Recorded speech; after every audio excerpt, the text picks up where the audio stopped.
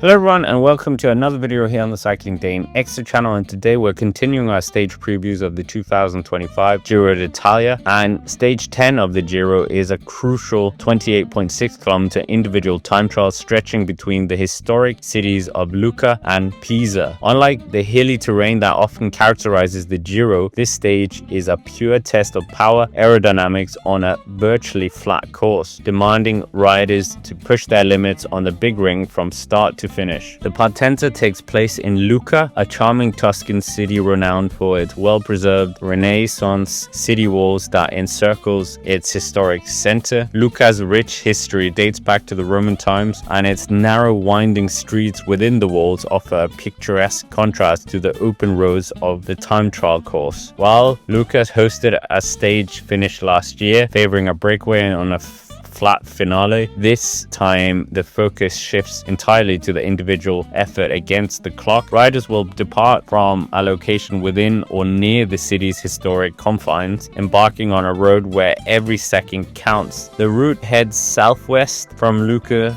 towards its iconic neighbor Pisa, with only minor undulations unlikely to significantly impact the rider's speed. This parcours will reward the pure time trial specialists, those with exceptional power output and most aerodynamic setups. There will be 2 intermediate time checks along the way, providing crucial snapshots of the rider's progress and allowing for real-time analysis of the gaps. The first check comes at 8.4 kilometers, offering an early indication of who has started strong. The second checkpoint at 20.5 will provide more of a significant gauge of each rider's pacing. The finish line is dramatically situated in Pisa, in the shadow of the world-famous Leaning Tower. However, before the riders get there, there is a bit of a crucial navigation for them, as in the last 3 kilometers, the riders will have a slight 45-degree turn before a 90-degree turn after they cross the river, and within the last 2 kilometers there are 2 more sharp turns for them to come back on to cross the river yet again, and then right after the 1 kilometer mark they have another sharp turn to the right as they come down the Via Santa Maria, and there they will have somewhat of a meandering course before they get to the final finish line. The Leaning Tower of Pisa is an iconic landmark and a symbol of Italy and a UNESCO World Heritage Site, and will be providing a stunning drop back for the conclusion of the time trial. Pisa, a city with powerful maritime history, will welcome the riders after their intense solo effort, and the flat run-in to the finish in Pisa will likely see riders pushing every last watt in a final sprint to the finish line. Looking back at previous Giro d'Italias, the time trial offered contrasting challenges. The first finishing uphill favored the climbers with strong time trialing abilities, and stage 10 of the 2025 Giro is firmly in the latter category, promising a battle of raw power and aerodynamic efficiency. The first stage of the Giro, we saw a very close battle between Josh Tarling and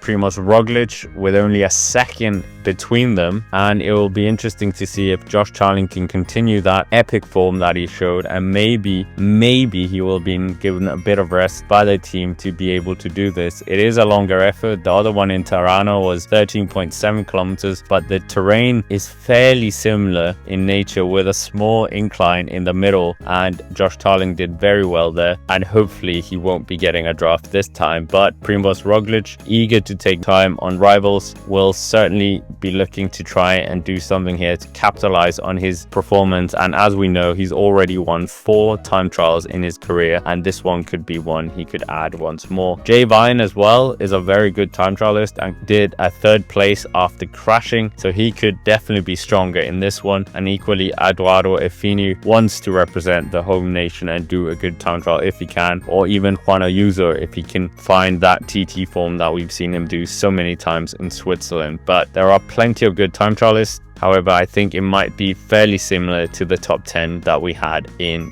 the stage 2 time trial, but it is a longer time trial and favors riders like Josh Tarling. Anyways, with that, that's basically it for this video. Make sure to hit the like button, subscribe to the channel if you haven't already, and comment down below what you think will happen on this second time trial of the Giro. But for now, thank you for watching, and I will see you around.